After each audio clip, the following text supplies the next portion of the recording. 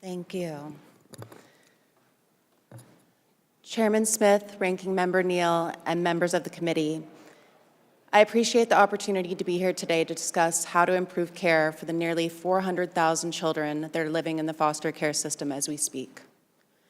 While my experience was not through the foster care system, I know from personal experience the harm that is caused by being placed in youth residential treatment facilities.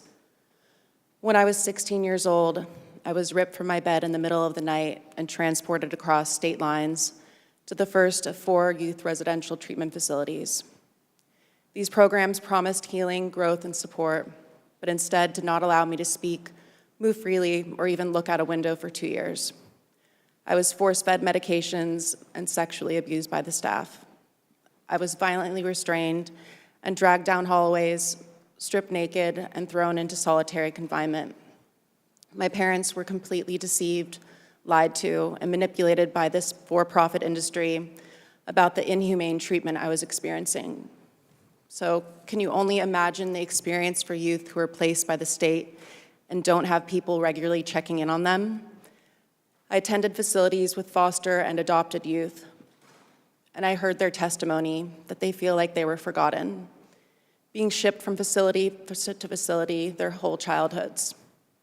Today, residential facilities are continuing to warehouse over 50,000 foster youth and unknown number of adopted youth in lockdown facilities. Innocent kids who have not committed crimes, kids whose parents didn't have resources to support them, kids whose parents passed away, kids who have already experienced trauma.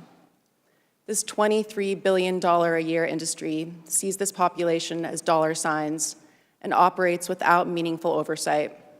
It costs approximately $800 to $1,000 per day to place a foster youth in a facility, significantly more expensive than serving them in their own communities. What is more important, protecting business profits or protecting foster youth lives?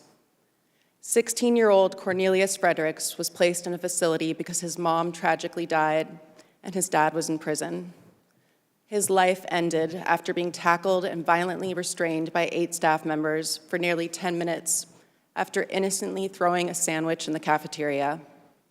They killed him on the floor of the lunchroom in front of dozens of other children.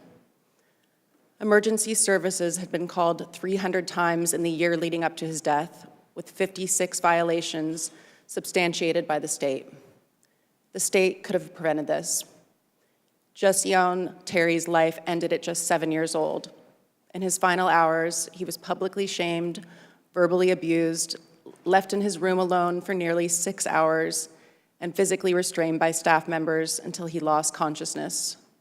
When first responders arrived, there was vomit in his mouth and throat, running down his cheeks and onto the floor.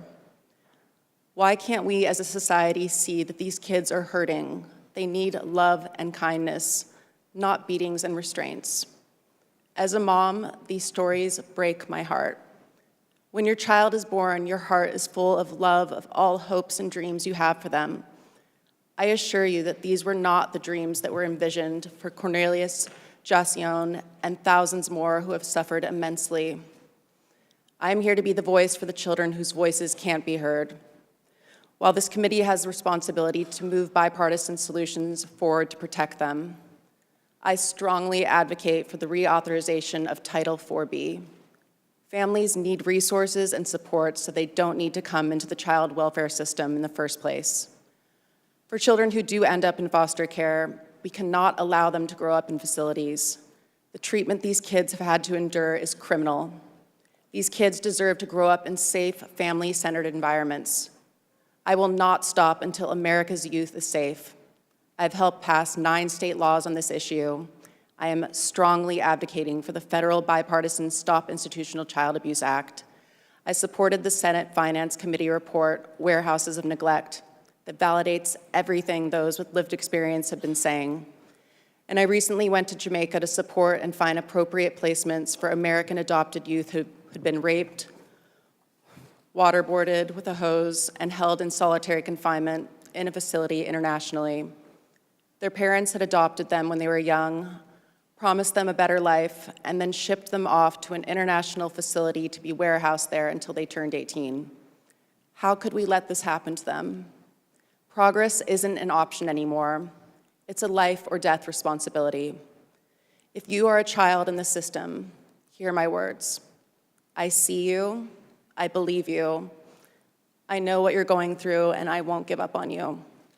You are important, your future is important, and you deserve every opportunity to be safe and supported. Congress, please join me in creating a world where all children have a right to family, love, education, and the support they need. Thank you for your time, and I'm happy to answer any of your questions. Thank you, Ms. Hilton.